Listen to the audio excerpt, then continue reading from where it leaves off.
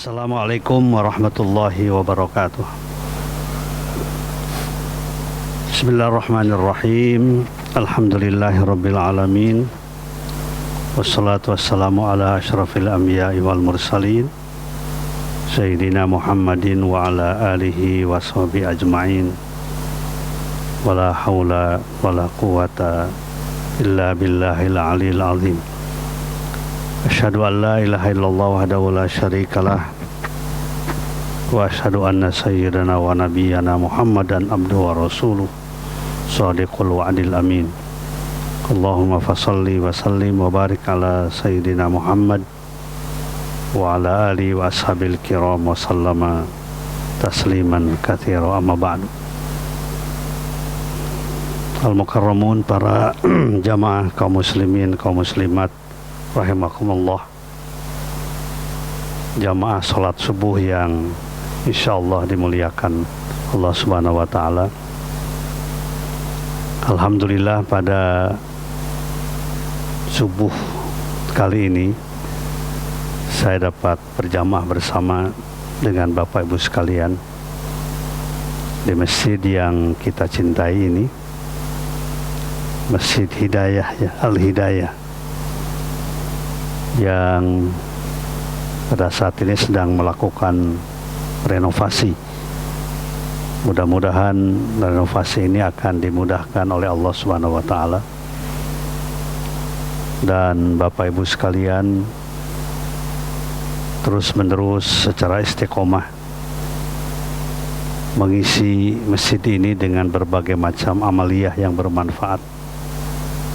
Di samping sholat berjamaah yang kita lakukan secara istiqomah, berbahagialah kaum muslimin, kaum muslimat yang bisa melaksanakan sholat berjamaah di masjid yang kita cintai ini,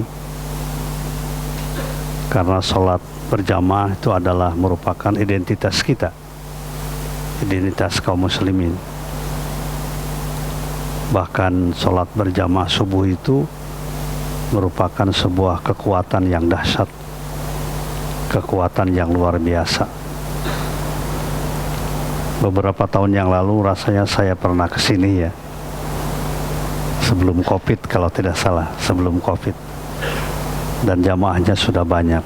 Alhamdulillah, mudah-mudahan jamaah sekalian istiqomah, ya. Itulah harapan kita. Karena sekali banyak tantangan-tantangan yang kita hadapi sekarang ini, banyak masalah-masalah yang kita hadapi sekarang ini, maka kedekatan hati dengan Allah, kedekatan hati dengan sesama kita merupakan sebuah keniscayaan, merupakan sebuah kebutuhan dalam kehidupan bermasyarakat kita sekarang ini.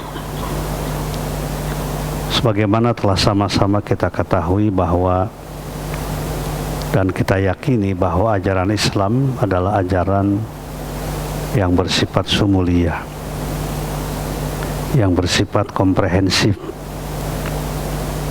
yang mencakup semua bidang kehidupan.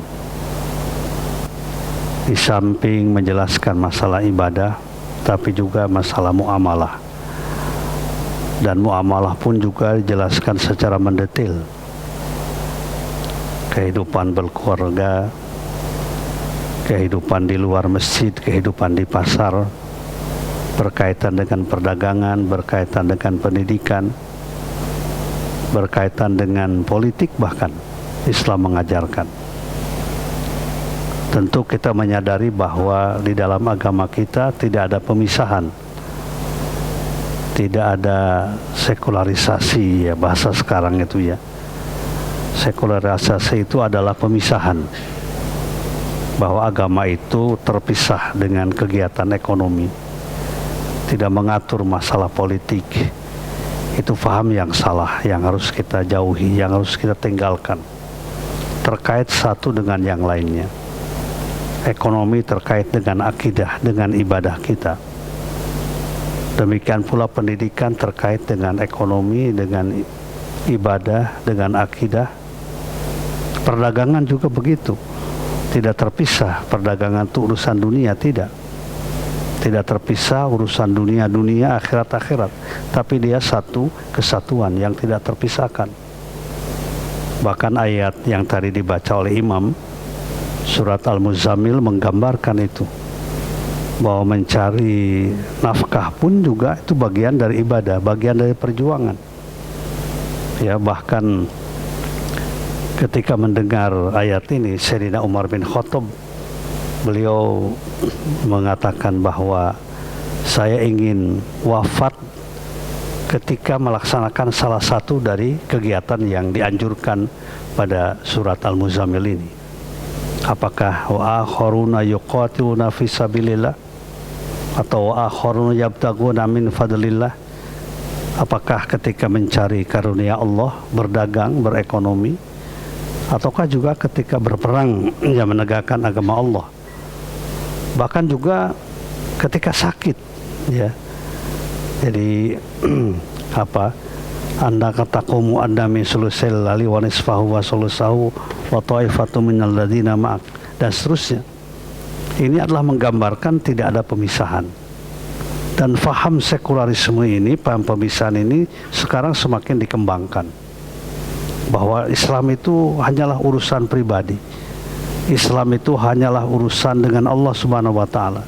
Ruangnya ada pada ruang privat, pada urusan-urusan pribadi. Dia tidak menyentuh kehidupan. Ini paham sekularisasi, bahkan radikalisme sekularisasi, saya menyebutnya begitu, ya. Dan itu tidak boleh kita ikuti. Kita adalah umat Islam, umat yang berdasarkan pada Al-Quran dan Sunnah Rasulullah Sallallahu Alaihi Wasallam, di mana setiap bagian kehidupan kita itulah bagian dari ibadah kita kepada Allah Subhanahu wa Ta'ala. Bukan hanya ibadah mahdhah, tapi juga muamalah, bagian dari ibadah kehidupan kita. Bahkan muamalah ini sebenarnya adalah bagian terbesar dari kehidupan kita. Itu muamalah. Ibadah kan tertentu waktunya. Sholat 5 waktu yang wajib ini, katakanlah ditambah dengan sholat-sholat sunat, berapa lama sih kita berkumpul di sini subuh ini?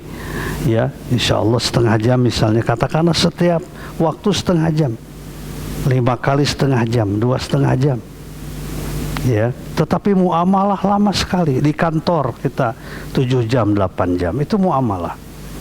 Di pasar kita bermuamalah 8 jam, 9 jam.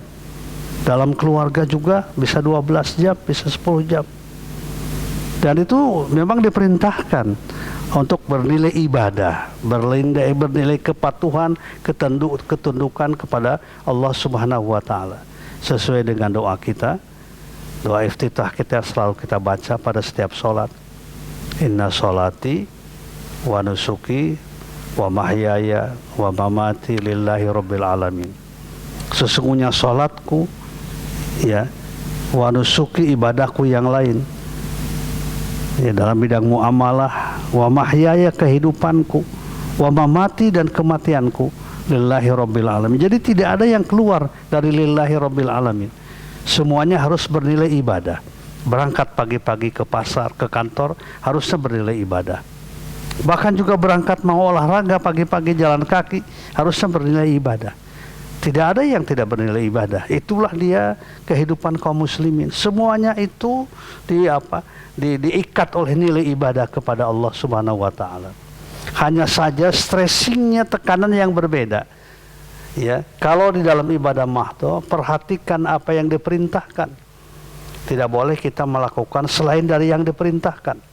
Ya, sholat makanya dari dulu begini, tidak pernah berkembang, tidak boleh ada ijtihad. Kayak memang perintahnya begitu. Perhatikan apa yang diperintahkan, tidak boleh kita melakukan sesuatu yang tidak diperintahkan.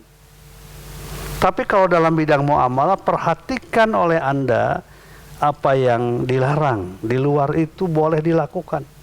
Al-aslu fil muamalah al-ibaha illa madalad dalil wal tahrimnya. Yang pokok dari muamalah boleh, ya, kecuali ada dalil yang mengharamkan. Sedangkan ibadah yang pokok itu tidak boleh kecuali apa yang diperintahkan. Itu hanya stressing yang berbeda. Ya, tapi tujuannya dia sama, dalam kerangka mencari ridha Allah Subhanahu wa Ta'ala. Itulah dia indahnya ajaran Islam. Itulah peluang kita untuk hidup secara baik. Ya, di rumah kita berniat ibadah, di masjid ibadah, di pasar ibadah, di kantor ibadah, di tengah-tengah keramaian juga beribadah. Tidak pernah tidak diikat oleh ajaran Islam. Bahkan pedagang yang jujur itu diungkapkan di dalam apa?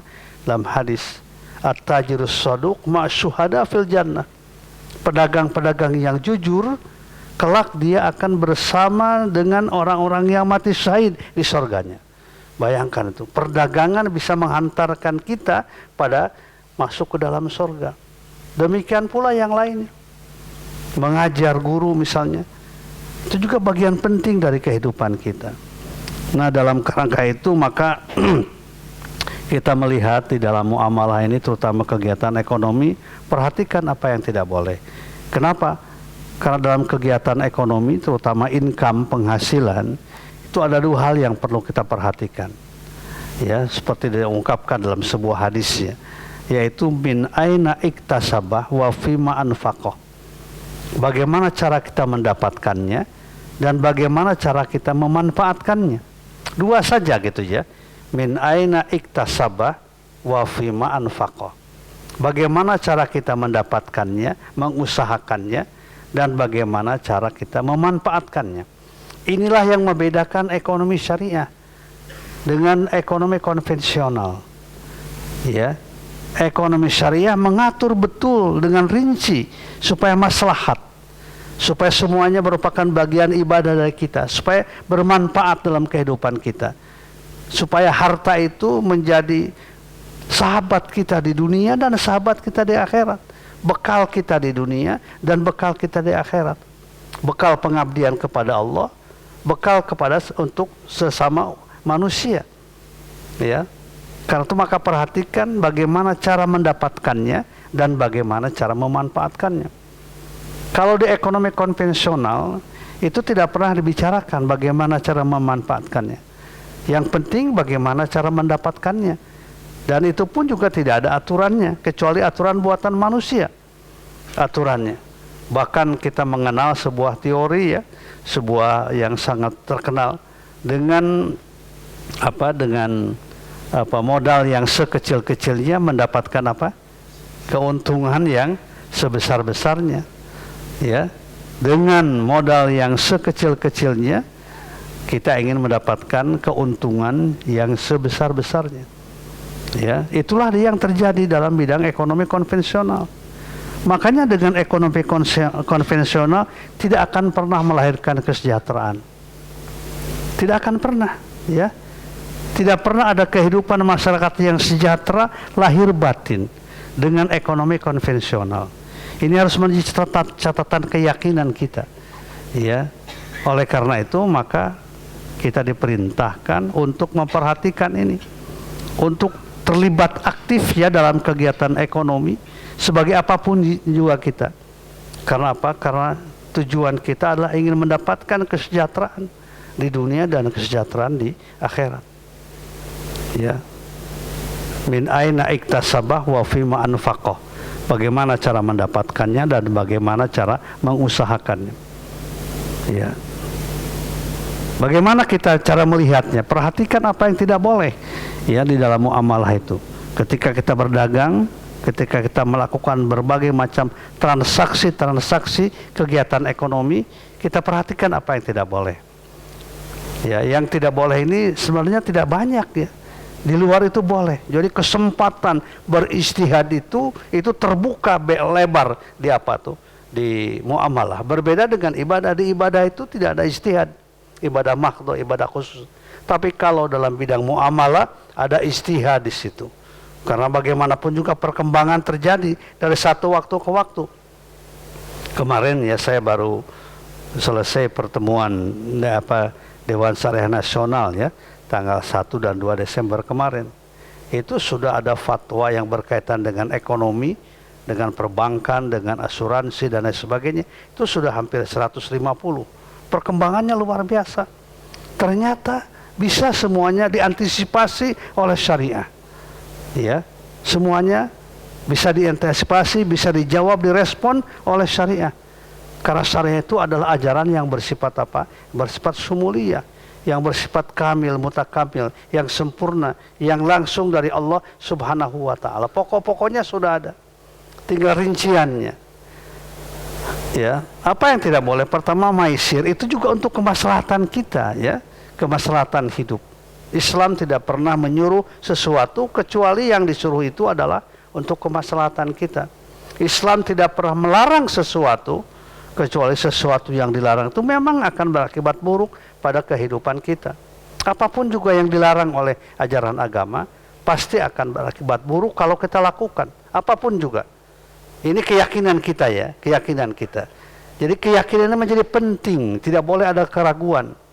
Al-Quran itu diawali di surat Al-Baqarah dengan menegaskan tidak boleh kita ragu-ragu terhadap kandungannya, terhadap isinya.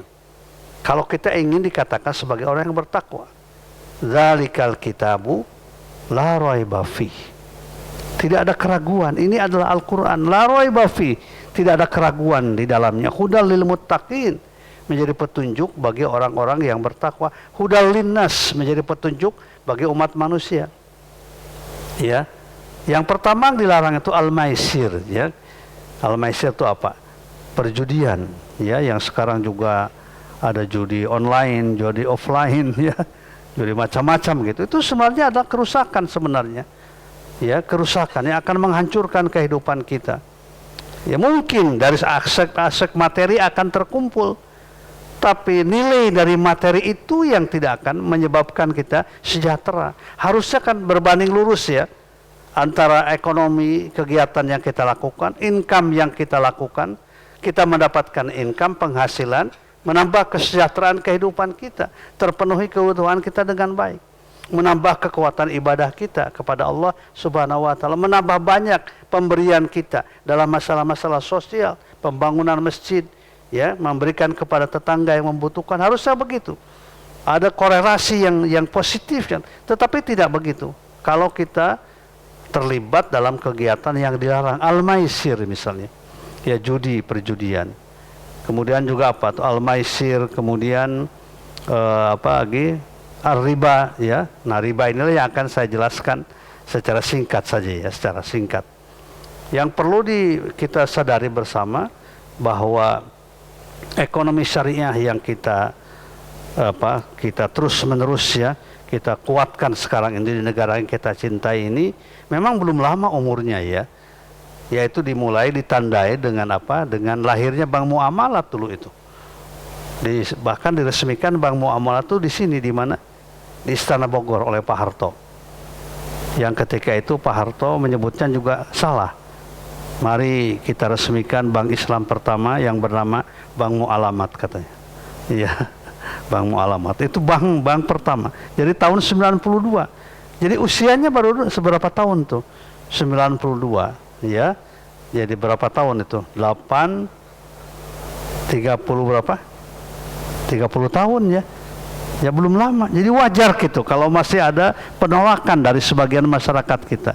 Dan kita memang harus terlibat aktif untuk ikut mensosialisasikan seperti kajian kita pada subuhan ini. Dalam kerangka itu, terlibat aktif mensosialisasikan ajaran yang berkaitan dengan ekonomi. Karena belum lama.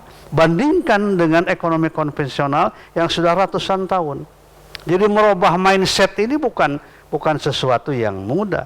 Ya, sesuatu yang sesuatu yang susah, memerlukan penghayatan, kebiasaan, dan lain sebagainya. Ya, itu baru tahun 92. Kemudian berkembang, alhamdulillah sekarang sudah banyak sekali institusi keuangan maupun juga kajian-kajian tentang ekonomi syariah. Nah, saya ingin fokuskan riba. Riba itu apa sebenarnya? Saya kira Bapak Ibu sudah mengetahui. Sebab ini semuanya wajahnya wajah anti riba ini.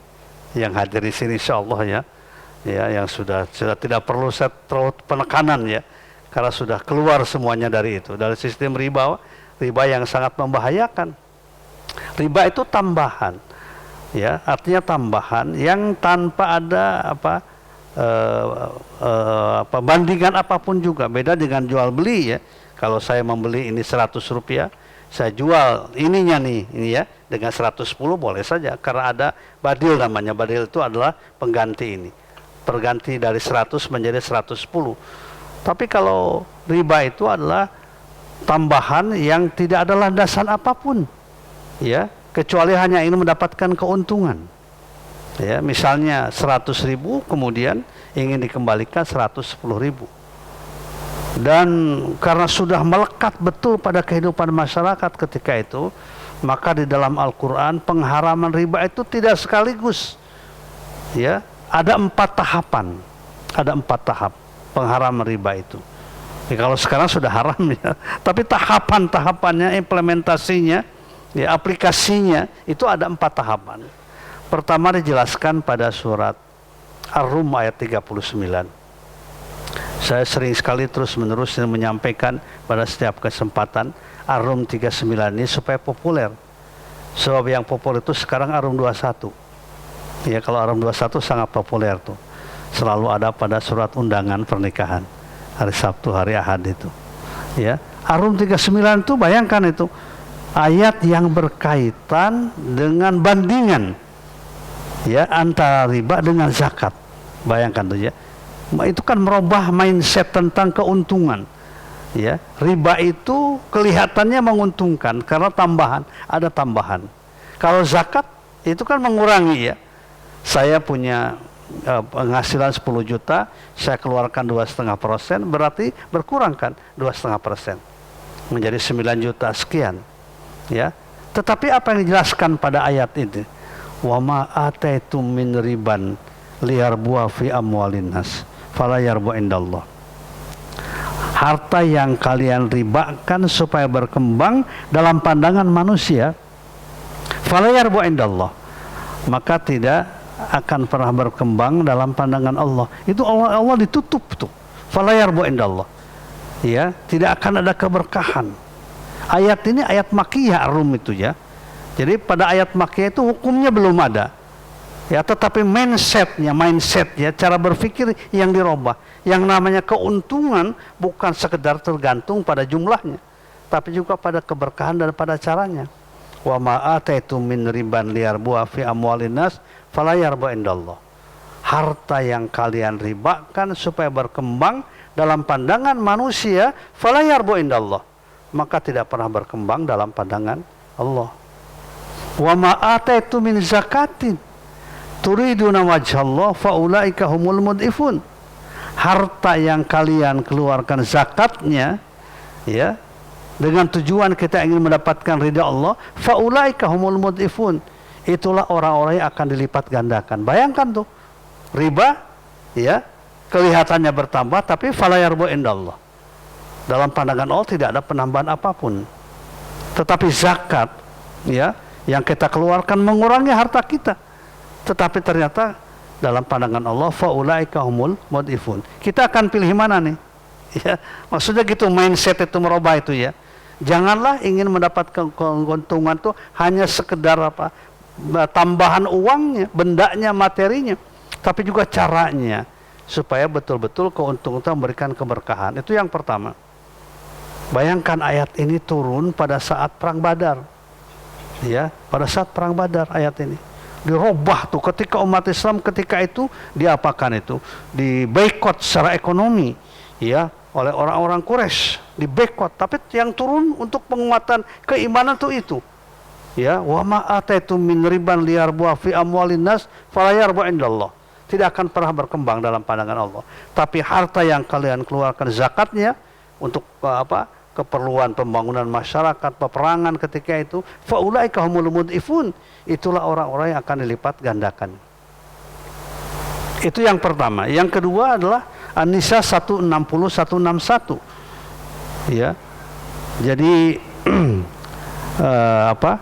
Wa akhdhihimur riba wa qadnuhu anhu wa aklim amwalan nasi bil batil wa atadna lil kafirin adzabun muhina. Itu adalah ayat yang berkaitan dengan sejarah kaum Yahudi. Kenapa kaum Yahudi itu dikutuk oleh Allah, tidak mendapatkan keberkahan? Negara yang tidak punya apa? Tidak punya kedaulatan dalam pengertian tidak punya daerah teritorial kan cuma Yahudi. Ya. Selalu apa? Sumber masalah kan, selalu terjadi peperangan. Dikutuk oleh Allah Subhanahu wa taala. Salah satunya adalah wa akhdhihimur riba. Mereka adalah selalu mengambil riba. Wa qad nuhu anhu. Padahal mereka sudah dilarang, tidak boleh melakukan itu. Makanya semua agama kan itu melarang ya riba itu. Termasuk juga yang ditekankan di situ pendekatan sejarah. Jadi kalau kalian ingin mendapatkan kesejahteraan kehidupan, begitulah, ambil ibroh dari sejarah itu. Jangan mengikuti perilaku Yahudi. Kenapa perilaku Yahudi itu? Wa aklim amwalan nasi bil batil wa akhdhihimur riba wa qad nuhu anhu. Jadi pendekatan sejarah, historical background, pendekatan historical approach, ya, pendekatan sejarah. Dan ini penting. Di dalam Al-Qur'an kan banyak yang ayat yang berkaitan dengan sejarah. Dalam surat Al-Fatihah ada ayat yang berkaitan dengan sejarah. Dalam surat Al-Baqarah juga ada ayat yang berkaitan dengan sejarah. Dalam surat Ali Imran juga ada ayat yang berkaitan dengan sejarah. Bahkan ada surat sejarah. Surat keberapa itu? Surat ke-28 ada ya. Al-Qasas. Al-Qasas itu adalah surat yang berkaitan dengan apa? Dengan kisah, dengan surah, dengan apa? Sejarah. Ya, untuk menjadi apa? Ibrah. Ya, ibratul liulil albab. Ibrah itu apa yang dikatakan ibrah? Ibrah itu ibar. Ibar itu jembatan. Ya, sejarah itu kan jembatan. Jembatan yang menghubungi masa lalu dengan masa sekarang itu adalah sejarah. Dan kita mempelajari sejarah itu tujuannya agar kita melakukan sesuatu yang baik yang pernah dilakukan oleh umat dahulu sehingga hidupnya sejahtera, dan kita meninggalkan perbuatan buruk yang dilakukan oleh umat yang lalu supaya kita tidak celaka seperti mereka.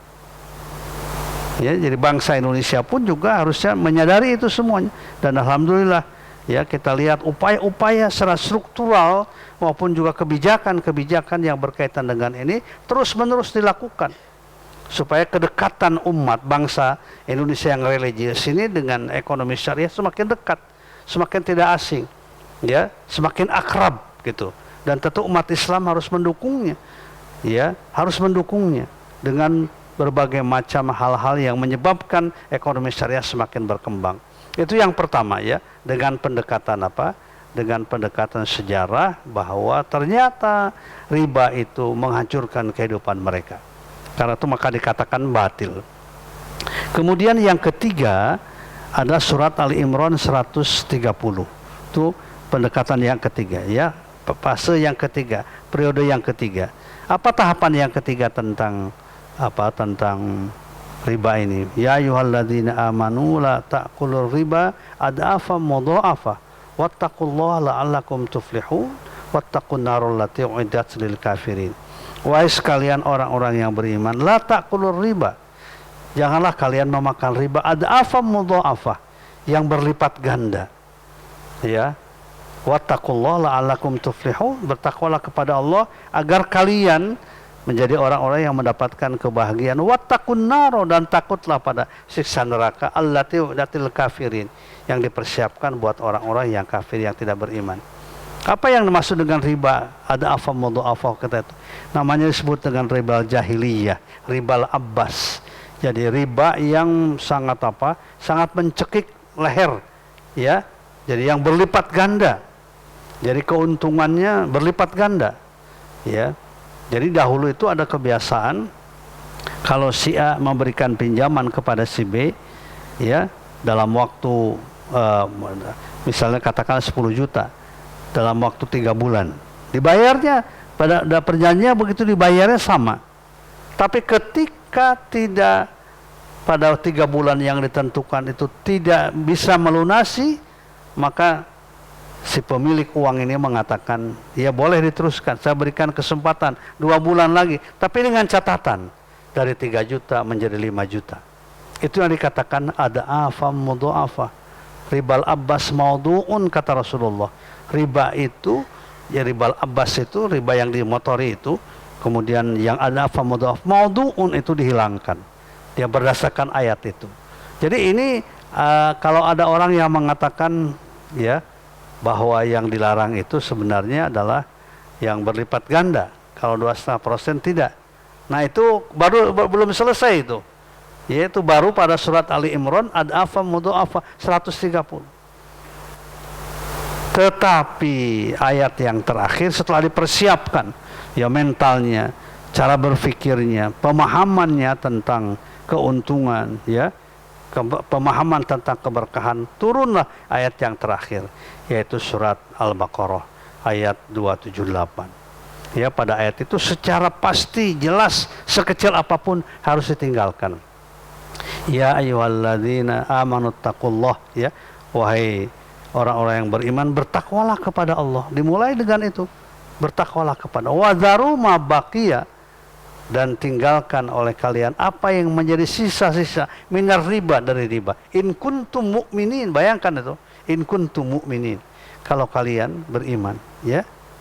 Bagaimana kalau kita meneruskan? Ya sudah kita tahu, ya, fa illam taf'alu, jika kalian tidak melakukannya, maksudnya tidak berhenti, fa'dzanu biharbim minallahi wa rasulih, kalian sama dengan memaklumkan peperangan.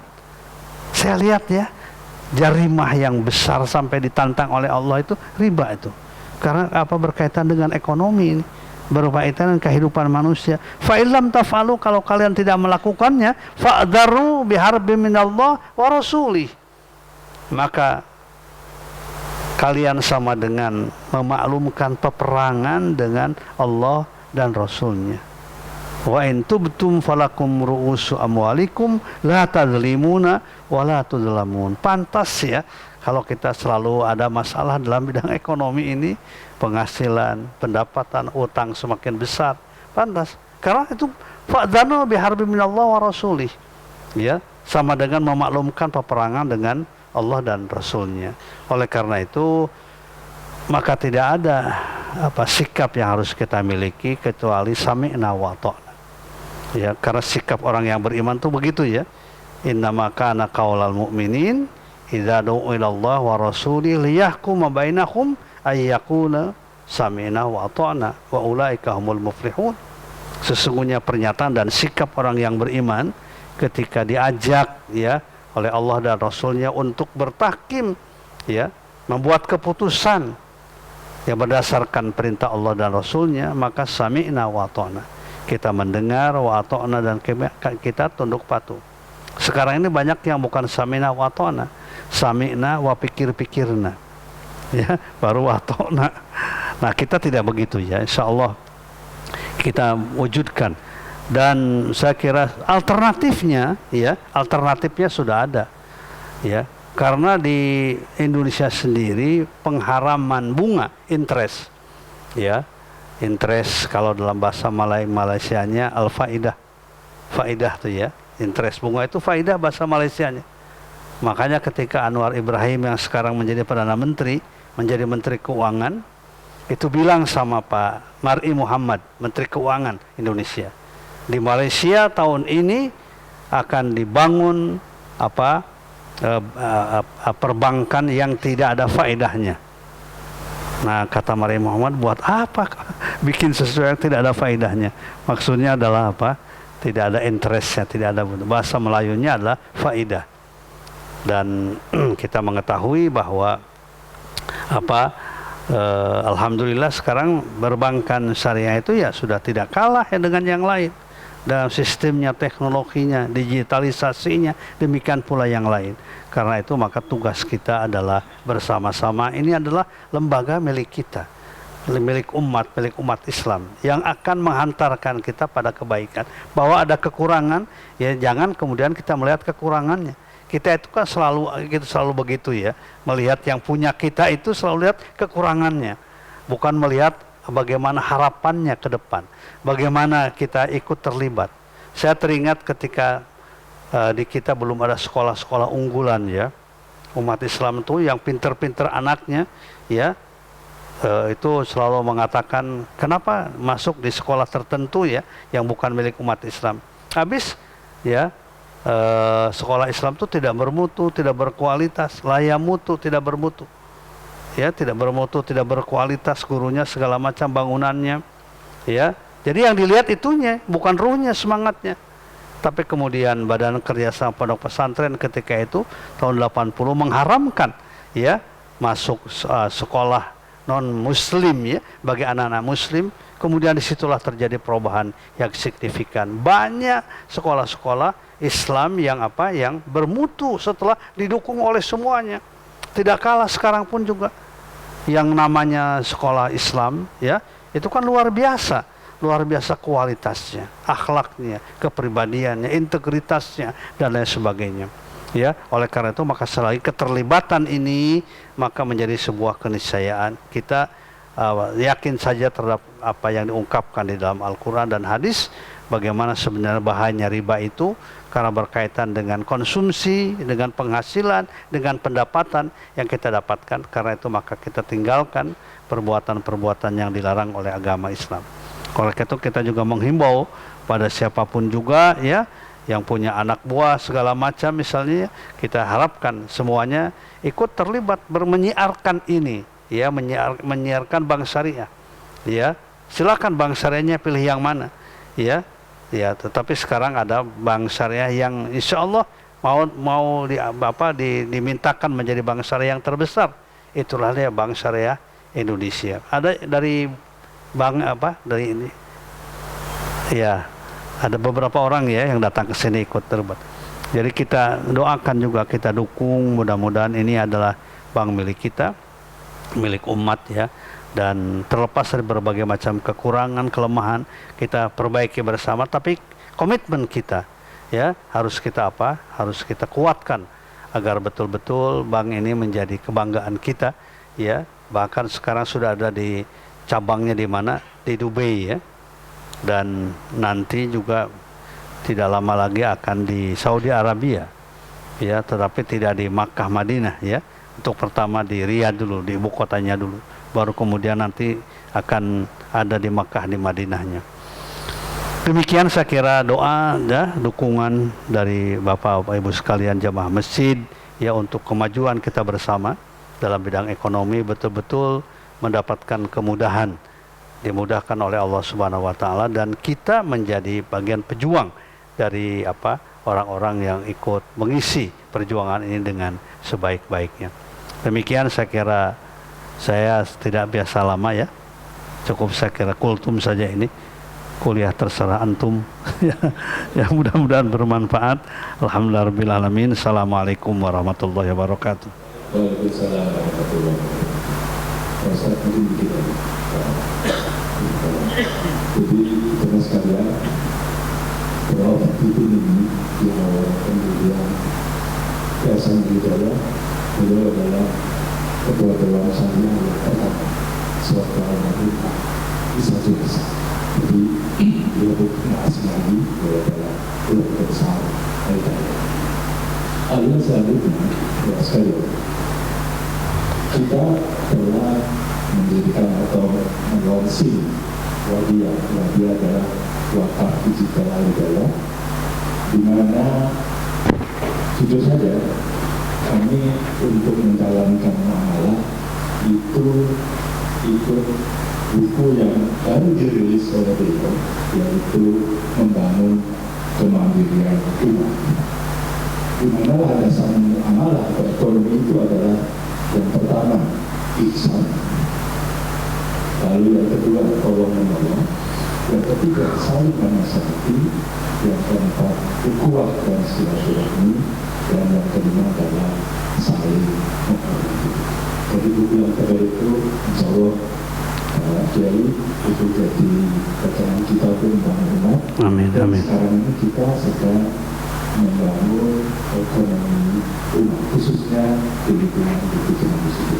Jadi alhamdulillah kita bersyukur kita punya pegangan yang tadi disampaikan itu, bahwa kita umat Islam ini memang dari bangun tidur sampai menjelang tidur bagaimana bermelalui ibadah. Namun sebelum Pak Kiai pamit, di sekalian mumpung di sini, jemaah sekalian, tapi satu yang duluan, saya ingin tahu jemaah di sini, saya yakin punya beberapa yang sudah punya bank syariah apapun. Boleh angkat ambil semuanya, 1, 2, 3, angkat yang sudah punya, Oh, sekarang tetap diangkat yang sudah punya BSI, Bank Syariah Indonesia. Survei membuktikan. Iya, iya, iya. Yang punya bank syariah masih separuh, dan separuh itu. Yang punya BSI agak turun lagi sedikit. Jadi, benar sekali ya. Selesai ini kita insya Allah sudah disiapkan sarapan. Lalu nanti ada gambar. Nah, waktunya agak panjang. Alhamdulillah kita nanti Bank Syariah Indonesia dan punya konten. Nggak usah ragu-ragu, daftar aja dulu. Ya, sebagai niat tadi. Kalau ingin bahagia dunia dan akhirat, wajib tinggalkan riba. Betul ya, Betul, betul. Pak Kiai, ini naik ada dua. Boleh satu atau dua pertanyaan mungkin ada penasaran? Boleh, silakan. Silakan. Kamu tanya?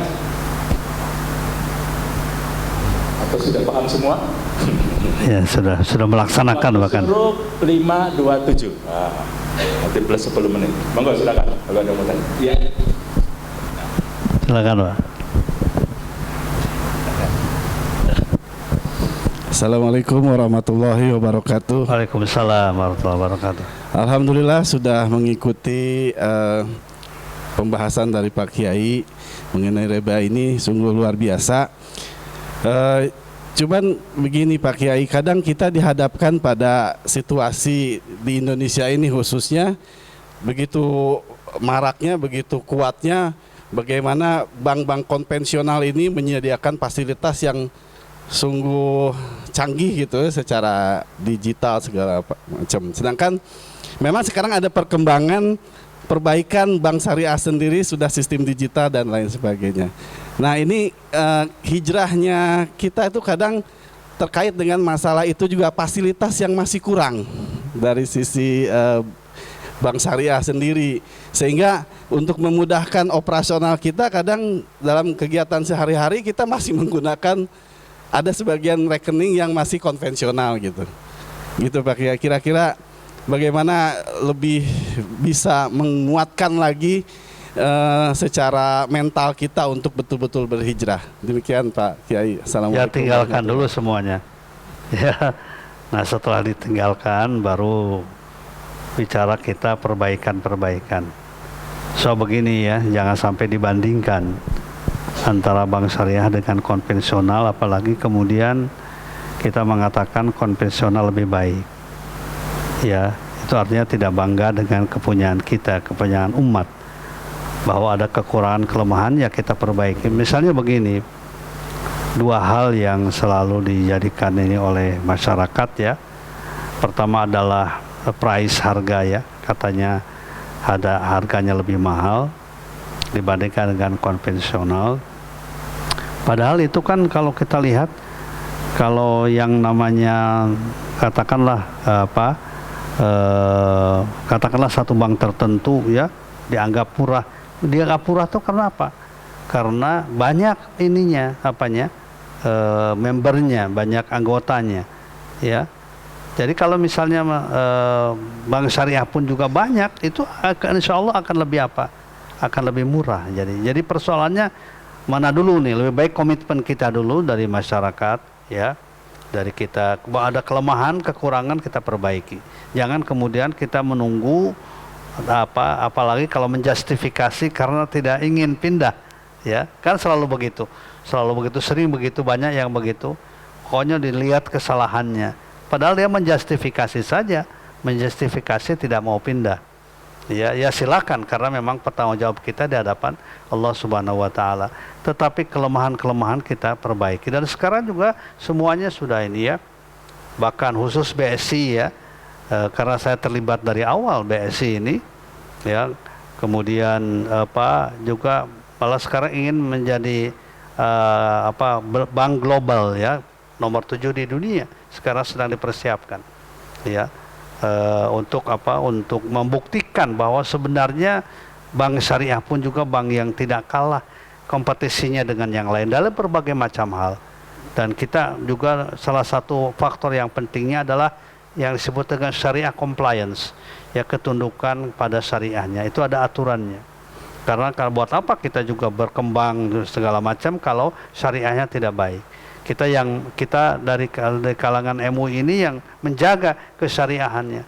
Ya, jangan sampai misalnya syariahnya hilang. Ya. Jadi karena itu maka sekali lagi dukungan dari masyarakat itu menjadi sesuatu yang yang sangat penting. Bahkan kalau sekarang saya sampaikan bahwa mungkin 10 tahun mendatang ya akan banyak kader-kader kita yang sejak dari sekolah sudah berpikir bank syariah. Kan sekarang belum banyak ya alumni S1 katakanlah dari bank syariah. Nah sekarang sudah mulai ini ya, sudah mulai, apalagi perguruan tinggi kampus-kampus besar di Indonesia maupun negara lain itu adalah banyak yang sekarang itu membuka prodi yang disebut dengan Islamic financing ya atau Islamic banking ya dan lain sebagainya.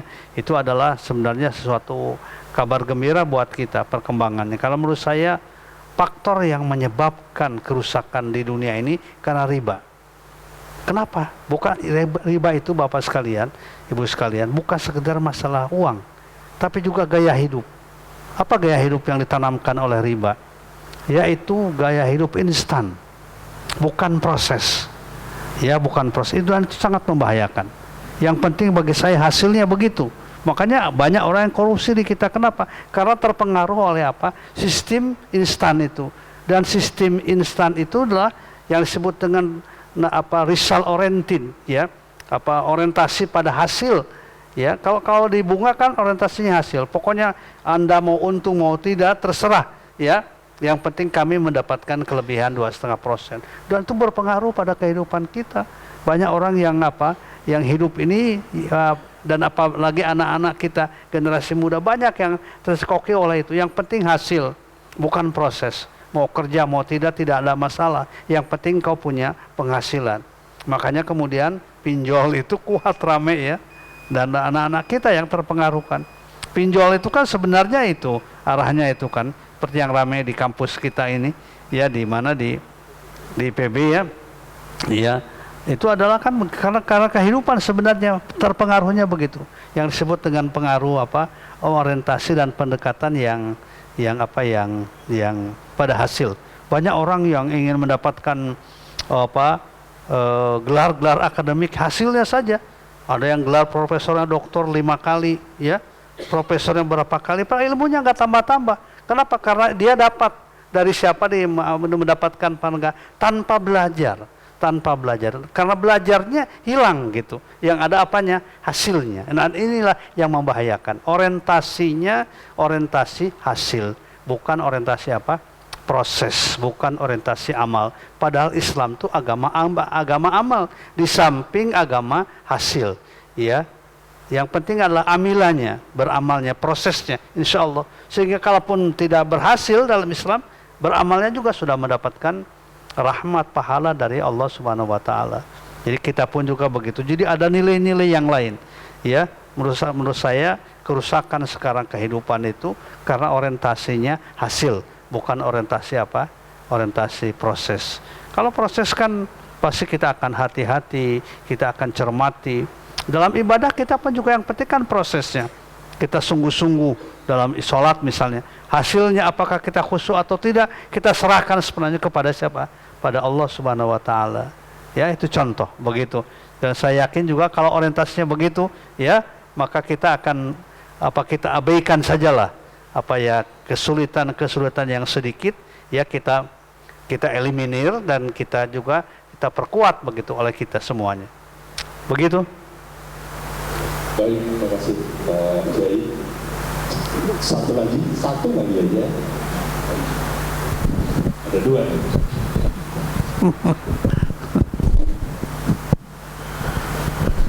Assalamualaikum warahmatullahi wabarakatuh. Waalaikumsalam warahmatullahi wabarakatuh. Saya hanya ingin menambahkan pertanyaan dari kekhawatiran dari temannya pertama.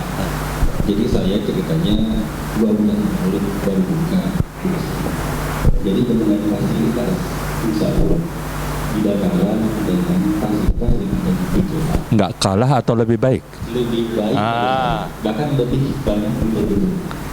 Jadi fasilitas seperti transfer pembayaran bisa kemudian semua lakukan. Jadi menurut saya alhamdulillah BSI ini luar biasa. Jadi teman-teman jalan di sini mungkin saatnya harus dilakukan cepat sekali. Itu aja saya. Jadi kalau belum dicoba belum tahu ya. Jadi sekali lagi, insya Allah siap. Pokoknya coba dulu. Saya yakin lebih baik. Satu lagi aja Pak ya. Silakan. Alhamdulillah, terima kasih Pak. Assalamualaikum warahmatullahi wabarakatuh. Waalaikumsalam. Maaf Pak Kiai, saya masih mendengar isu-isu di luar sana bahwa sebetulnya Bank Syariah itu juga induknya kan ke Bank Indonesia juga yang memang bank konvensional. Nah, jadi saya mohon penjelasan sebetulnya seperti apa Pak Kiai, apakah Bagaimana? Saya dengar isu-isu di luar bahwa sebetulnya Bank Syariah Indonesia itu kan masih menginduk kepada Bank Indonesia juga yang memang sistemnya bank konvensional gitu ya. Nah itu sebetulnya seperti apa? Apakah memang ada pemisahan tersendiri dalam sistemnya atau memang kesannya campur aja gitu dengan bank konvensional yang lain yang memang sama-sama menginduk kepada Bank Indonesia begitu? Iya. Kalau BI itu ya bukan memberikan modal, bukan memberikan apa-apa dan tidak ikut campur dalam proses.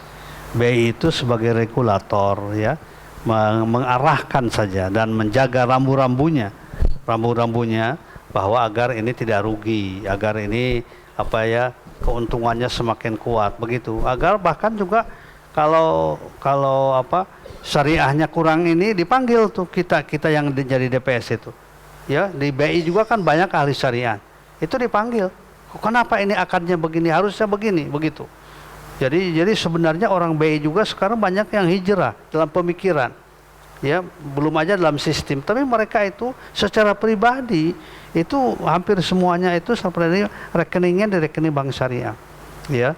Jadi kita juga kadang-kala kalau sedang dipanggil ya oleh BI, kadang-kala juga kita terkejut karena mereka mengamati betul bahwa kesyariahannya jangan sampai luntur, Bank Syariah Indonesia maupun bank syariah yang lainnya. Jadi sebenarnya menguatkan OJK, menguatkan BI, menguatkan supaya tampil ya, supaya semakin kuat bank syariah itu, semakin membanggakan ya. Makanya sekarang waktu ada peresmian di Dubai ya, itu juga mereka mendukung ya, asalkan betul-betul syariahnya ditekankan ya. Jadi sekarang itu sekali lagi regulasi semuanya memang begitu, tapi regulasinya umum. Misalnya kalau misalnya terlalu banyak yang tidak bisa membayar nasabah itu bagaimana itunya, kira-kira jalan keluarnya gitu. Tetapi implementasinya diserahkan kepada bank itu sendiri, bagaimana akad apa yang akan digunakan, dan akad di dalam syariah itu semuanya bisa menjawab semua persoalan yang dihadapi ya, bahkan lebih jelas gitu, lebih tegas, lebih itminan pada diri kita. Mau beli barang silakan, tapi akadnya dengan akad murabahah, misalnya mau usaha bersama, akadnya ada juga musyarakah dan mudharabah misalnya. Demikian pula mau nabung saja, akadnya ada juga, akad wariyah misalnya dan lain sebagainya. Jadi sebenarnya dikawal ya oleh tim ya. Tim kita ini dari DSN MUI juga mengawal semuanya. Kita ingin semuanya memang bank syariah ini menjadi bank yang terbaik, mengalahkan konvensional. Ya, itu tujuan kita ya. BI bukan menghalangi, bahkan mendukung Bank Indonesia, OJK ya, sebagai ada 3 kan, Bank Indonesia, OJK dan LSP, lembaga LPS ya, lembaga penjaminan. Jadi saya kira sebenarnya tidak perlu ada keraguan. Ya. Masih ada, katanya sudah selesai. Cukup ya, Pak. Cuma sekalian, ini langkah Pak Kiai ada di kita. Jadi insya Allah ini kita atur sebagai tanda juga. Pak Kiai sudah menyampaikan, terima tinggalin ya. Jadi untuk itu kami undang pertama pengurus dan pembina untuk bisa berdiri di belakang Pak Kiai untuk berfoto sebagai tanda. hak kewajiban untuk menyampaikan ke jemaah sudah selesai lah. Tapi nanti diikuti dengan jemaah saya atur supaya sebagai tanda bahwa yuk kita tinggalkan. Kepada Pak Barkah dan pengurus lainnya mohon bisa untuk berfoto sebentar. Pak Iya. boleh duduk aja Pak, yang Boleh. lainnya di belakang. Nah, nanti giliran 10-10 sama gitu. Insya Allah lengkap semua. Nanti Pak Edi tinggal lihat aja yang foto di belakang Pak Kiai yang belum punya BSI, nanti saya tunjuk, oh Pak ini, Pak ini, Pak itu ya. Monggo Pak Pembina, pengurus, nah, sama Wadia boleh maju, silakan. 1, 2, 3, 4, monggo Pak. Pak Tri, ya pengurus. Nah, nanti habis dari sini, mohon dari sebelah kiri ini 10 boleh di belakang Pak Kiai. Ya, silakan. Saya belum. Ya.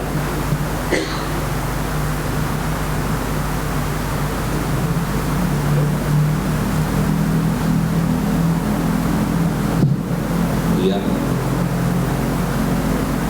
Terima kasih para pengurus.